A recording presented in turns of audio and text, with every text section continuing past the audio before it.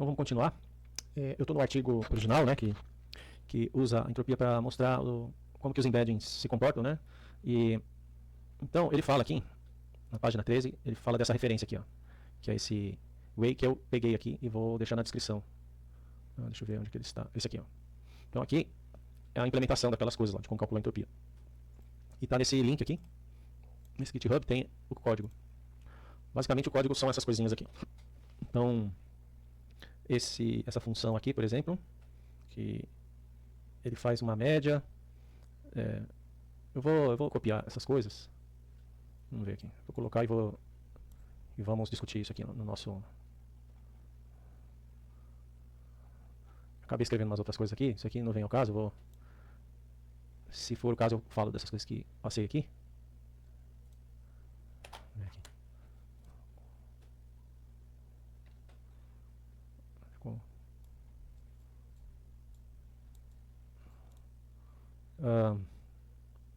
Essa função, vou usar vermelho aqui, essa função aqui, que ele está chamando normalize, ele vai pegar, então, o que você vai passar aqui dentro, então é assim, ó, o que você vai passar aqui? Esse R que está aqui, que você vai passar, é a matriz E, a nossa matriz E. E aqui ele está falando, ó, o que você passa na função, que é o R, ele é a entrada, né, ela é N por D. Então, só lembrando, deixa eu ver aqui, tá aqui, ó. Então o Z é isso aqui, né? Copiar e vou colocar lá. Ctrl C. Vamos lá. Ctrl V. O que você vai passar é isso. Você vai passar isso. D, né, lembrando que D é o tamanho. Quantos números o embedding tem? D. N diz respeito à sequência de palavras, né? Quantas sequências de tokens, né? Isso aqui são número de tokens. O D é o tamanho do embedding. Então você vai passar isso daqui, aí ele faz uma média primeiro. Por que ele fala de média, né? Porque, ó, veja, você vai ter esses N embeddings aqui, que é o que você vai entrar aqui dentro dessa função. E aí, vamos representar aqui por pontos cada um desses embeddings. Você tem aqui os embeddings. Aqui é o Z1 e aqui, digamos que é o último, que é o ZN. Então esses são os embeddings. O que a gente tinha falado é que... Deixa eu colocar mais pontos aqui. Vou colocar tipo uma coisa mais esférica. E aí vai ter a média, né, o valor médio, esse aqui que eu vou chamar de Z barra. E essa função é exatamente... essa função não, essa parte aqui que eu vou destacar em laranja. Aqui, ó, essa parte aqui, isso daqui é a média, esse valor médio. Isso daqui é pegar todos os Z's, fazer a média, né, você está colocando DIN igual a zero para fazer a média, né, de todos os pontos. E aí, então assim, ó, e aí vamos fazer em verde escuro. Uma vez que você tem o Z médio, depois você calcula que eu vou chamar aqui de Z barra, os vetores Z e barra, que é o vetor ZI normal, que são esses aqui. Então esse vetor que eu estou fazendo são esses aqui, qualquer um deles. Esse índice I representa qualquer um, de 1 até N. E aí você faz menos o Z barra, que é o que a gente fez em laranja. Vou colocar aqui em laranja. Menos o Z barra, que é essa fórmula aqui que eu estou fazendo. Essa fórmula. Deixa eu mudar a cor. A verde escuro. Essa fórmula aqui é exatamente essa linha aqui, ó. É essa linha aqui. Então você faz o R representa todos os Z's, menos o valor médio, menos o Z barra. Então aí você vai ter um novo R, que é esse Z barra. Então, esse novo R, só para que a gente possa lembrar, vamos ver aqui, acho que eu fiz algum desenho que mostra isso. Esse aqui, por exemplo, ou esse aqui, ó, né? Vou pegar exatamente esse desenho aqui e vou colocar lá. Ctrl C. Vamos voltar lá. Então você tem isso daqui, né? Você pode calcular nesses vetores em azul, que é esse daqui é o que está em azul. Aqui. Você pode calcular os embeddings com essa representação em azul, que calcula o vetor a partir da origem, né? A partir da origem, ou faz subtrai esse vetor Z médio, como é feito aqui, e aí você tem os vetores verdes agora. Né? Então foi isso que ele fez aqui. Ele fez isso, depois ele... Aqui está falando uma normalização. Aí ele, além disso, ele divide, né, essa outra linha. Vou explicar agora. Vamos fazer nessa cor, essa linha aqui. Então essa linha é para calcular a norma dos vetores. Então, o que é a norma, né? A norma do vetor. Então você vai ter esse vetor aqui. Ctrl C, Ctrl V. Você vai ter esse vetor. E ele calcula a norma do vetor. A norma do vetor, o símbolo para a norma, vou deixar em rosa porque é o que eu estou usando lá. A norma do vetor é pegar todas as componentes desse vetor, todos os elementos, né? Então, que eu estou representando com essa bola, elevar ao quadrado todos eles. São D elementos, são D números. E depois você toma a raiz disso aqui tudo, dessa soma. É isso aqui, a norma. Que é exatamente, né, essa função norm aqui do torte faz isso. Então você passa o vetor que você quer, a norma. E aí, no fim, por fim, essa última linha aqui, que eu vou destacar em verde, claro, esse verde claro aqui, uma vez que você tem a norma, então você faz o vetor e divide pela norma dele, né? Isso daqui. Tá? Então, ele faz isso, né? Então, bom, aqui é o barra, né? Que é o C barra. Aqui tem outro barra aqui também. Então é esse vetor aqui. Então, assim, são essas coisas que ele faz aqui. Então, é o vetor. São esses vetores em verde, só que eles são divididos pela norma para ele não ficar grande, tá? Ele divide por esse número para os vetores ficarem pequenos. Eles vão ficar todos do tamanho 1. O tamanho desse vetor aqui, quando você faz isso, ele fica a unidade, tamanho 1. Se você não faz isso, ele pode dar um número grande. E aí fica interessante porque quando você vai calcular, aí você vai usar esses vetores para fazer esse cálculo aqui, né? Ó. Esse daqui, ó, por exemplo. Vai fazer esse cálculo. Deixa eu ver aqui um outro lugar onde tem isso. Não, aqui. Você tem os vetores em azul, você vai usar os vetores em verde aqui. Ó. Aí quando você fizer isso aqui, esses vetores vão estar normalizados. Aí vai acontecer um negócio aqui. Ó. Esses vetores estão normalizados. Então, quando você fizer o produto escalar, né? Porque isso aqui é o produto escalar. Então você vai fazer esse produto aqui, ó, entre eles. Isso aqui vai dar a norma do vetor, a norma do outro vetor, mas como você dividiu por ele mesmo, e aqui vai estar o cosseno. Então, isso aqui vai ficar 1, que você normalizou o vetor, isso aqui vai ficar 1. E aí vai dar exatamente o cosseno. Vai dar exatamente o cosseno. Então, aqui vai dar o cosseno do ângulo. Isso é bom porque, se você quer saber similaridade, você tem que examinar só o cosseno. Não pode ter o tamanho, não pode estar influenciando. E ele fez isso por essa razão, deixou tudo 1. Então, essa função, o objetivo dela é esse. Normalizou, lógico que ele achou os vetores em verde, não está trabalhando com os vetores em azul, com o vetor em verde, e normalizou para exatamente aquela matriz dar o cosseno entre os ângulos dos vetores mesmo, para medir similaridade. Se for um cosseno de ângulo baixo, dá um número próximo de 1, se for perto de 90 graus, dá um número perto de 0. Vamos ver as outras coisas. Então tem esse pedaço, esse aqui em azul, depois vamos ver esse aqui, o que ele faz aqui. Cálculo da covariância. Vamos copiar lá.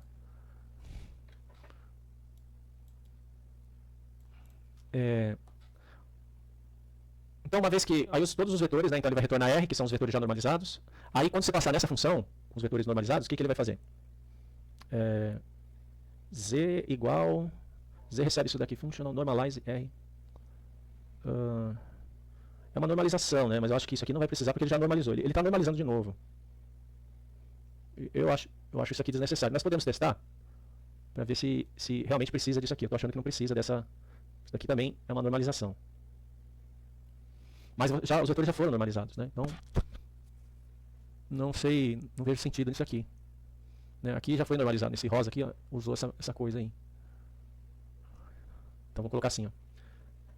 Acho que não precisa. Se você deixar aqui, não vai acontecer nada, porque os vetores já estão normalizados. Se você normalizar vetores dados que já estão normalizados, eles continuam normalizados. Não vai, então, esse aqui não precisa. Acho que não precisa.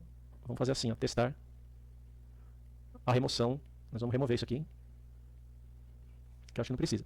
E aqui é a matriz que a gente quer trabalhar, né? Esse aqui embaixo. Vou colocar em rosa aqui. Essa linha de baixo. A primeira coisa que ele faz aqui, esse matmul, né? Esse matmul é exatamente a multiplicação do Z transposto, né? Então pega o Z transposto e multiplica pelo Z, que é essa matriz aqui, né? Vamos copiar ela e colocar ali do lado para mostrar o que é. Essa matriz aqui.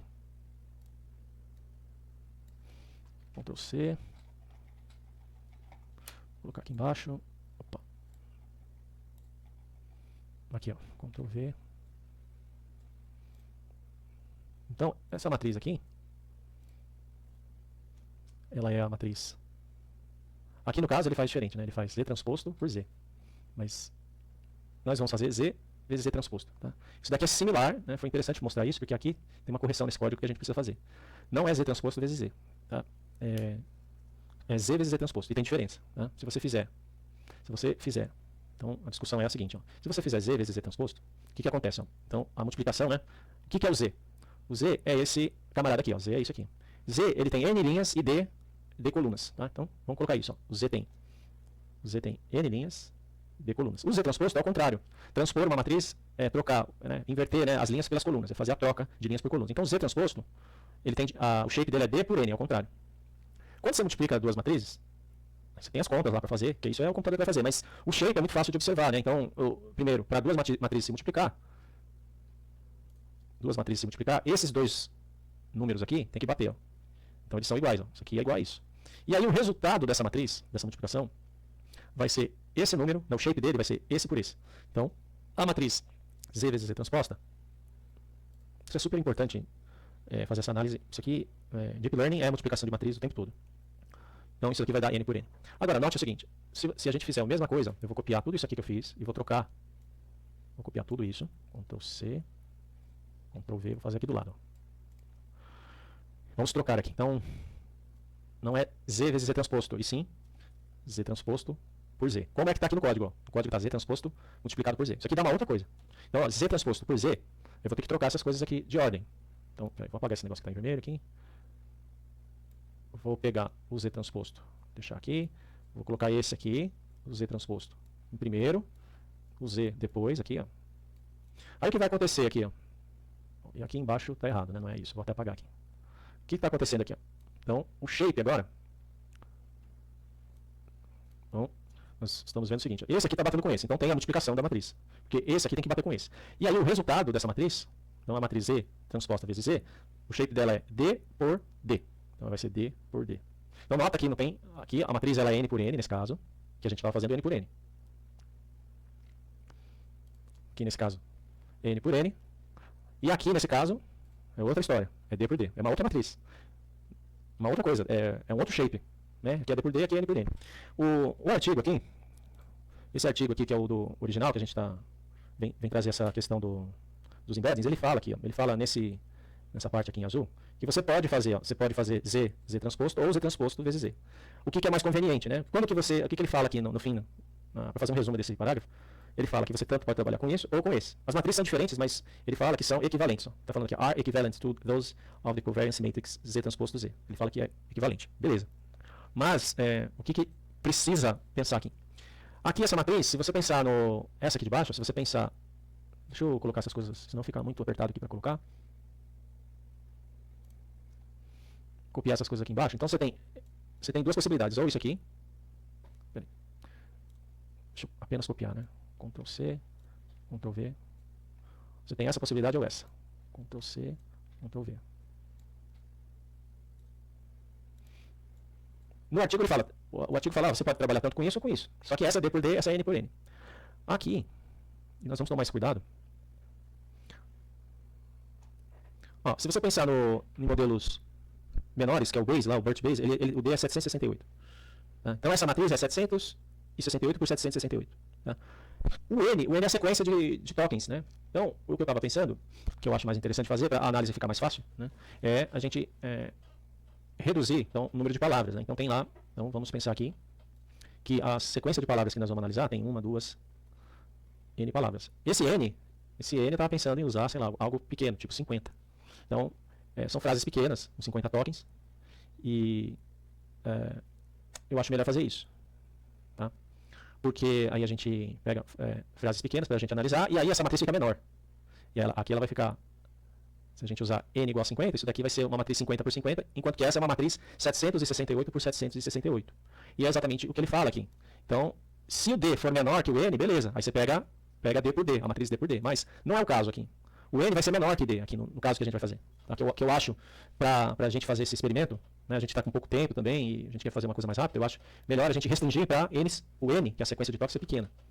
Então nós vamos usar essa. Então aqui precisa modificar isso. Tá? E aí ele está dividindo aqui pelo shape, é o primeiro elemento do shape, divide por se a matriz, deixa eu ver aqui, a matriz é n por d, então ele está dividindo aqui por n, isso daqui é n.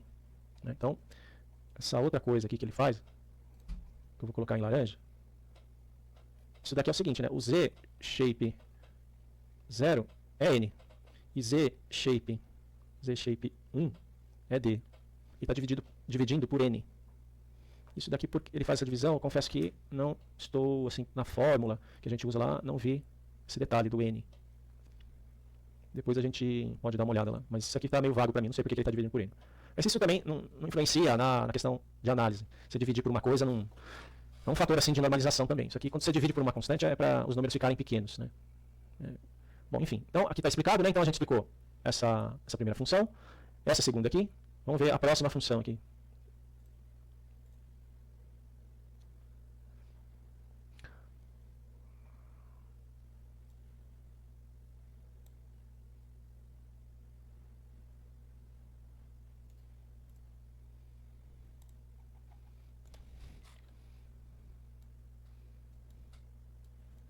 Essa função, então ele vai pegar a matriz, né? Então ele vai pegar aquela matriz, que é essa daqui, z transposto, vai passar aqui.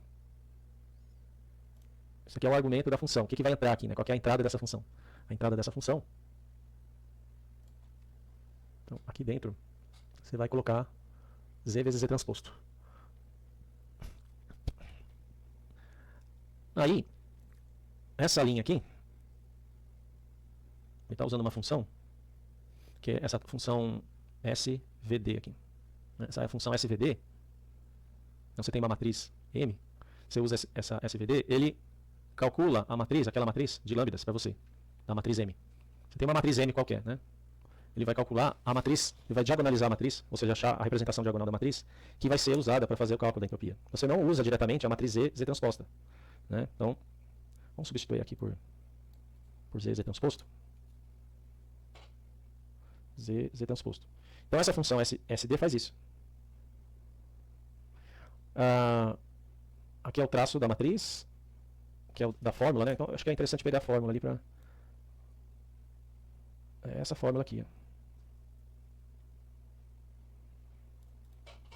Ó. Ctrl C, vamos voltar lá. Ctrl V. O que ele está fazendo?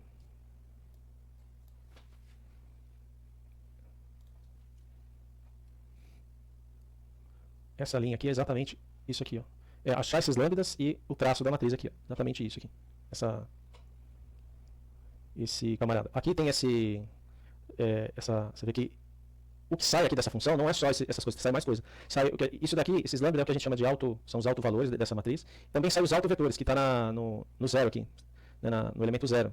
Então essa função retorna duas coisas. Retorna no elemento zero, ele retorna o que a gente chama de autovetores, que a gente não vai precisar. E aqui na posição 1, ele retorna os autovalores, que são esses lambda aqui.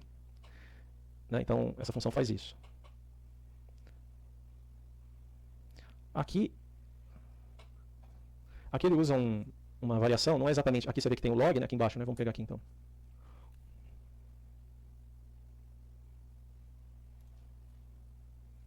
Aqui já é propriamente o cálculo da entropia mesmo, né?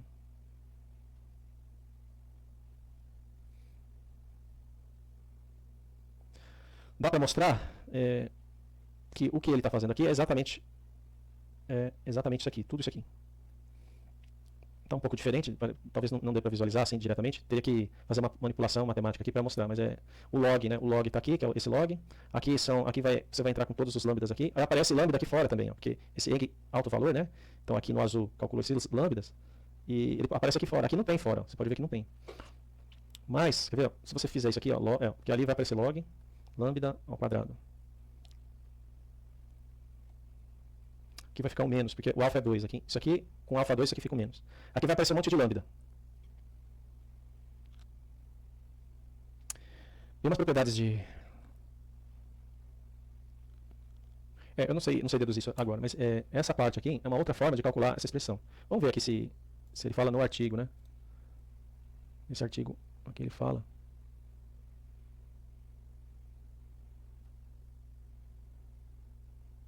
na verdade, ele está calculando isso aqui, né? Ele está fazendo esse cálculo. Esse cálculo é equivalente a fazer o cálculo, isso daqui é equivalente a fazer esse cálculo aqui, ó, que a gente está mais acostumado aqui, ó, nesse trabalho aqui, né? Onde que está? Esse aqui, né? Então, tem essa expressão e tem, deixa eu ver, essa outra aqui também. Ó. Ele está usando essa. Mais simples. Nós vamos usar essa, então. Eu precisava mostrar que todas essas expressões são equivalentes, tá? Eu não vou mostrar, assim, eu precisaria tempo para mostrar isso, né? Não é uma coisa tão trivial de mostrar. Mas está aqui. É isso que ele faz aqui no código. Essa parte aqui é isso. Porque aparece lambda aqui, e aqui é log dos lambdas. E depois, no fim, esse erank, não sei se vai precisar desse erank, que esse erank é uma outra coisa. Cadê? A entropia é isso aqui, então talvez a gente não precisa calcular que ele passa aquela entropia aqui dentro dessa exponencial. Talvez no nosso caso não vai precisar. Então, vou colocar aqui, ó. Já deixar que isso aqui nós não vamos precisar. Não vamos usar. Então aqui, em vez de retornar erank, você tira o erank e o que você tem que passar aqui é o entropy. É isso que nós vamos fazer. Beleza? Então, são esses cálculos. Eu vou voltar lá de novo no GitHub. Então, são essas três funções aqui que eu mostrei. A primeira foi essa, expliquei. Isso aqui normaliza e calcula os vetores naquela referência do ponto médio. Aqui é o cálculo da matriz, z vezes z transposta. A gente tem que modificar aqui. E esse é o último. Depois que você fizer tudo isso, é só, veja que ele usa a primeira função, faz a normalização, cria os vetores, depois cria a matriz, e depois, por último, ele passa dentro dessa última função para calcular a entropia. É isso que nós vamos fazer. Nós temos que fazer as devidas modificações aqui. Esse resto de coisa aqui, talvez a gente, depende do experimento que a gente for fazer, tá? Isso daqui não é necessário agora se preocupar. O que eu vou fazer agora que eu expliquei, eu vou utilizar esses cálculos, essas três coisas aqui. Vou criar pontos que a gente sabe como eles se comportam. Vou criar pontos no R3, não no R768, mas no R3, que é mais fácil, né, que a gente sabe visualizar. E vamos ver se essas propriedades funcionam direitinho. Se elas funcionarem de acordo com o que a gente está esperando, beleza. Aí a gente pode ter segurança para propor o experimento.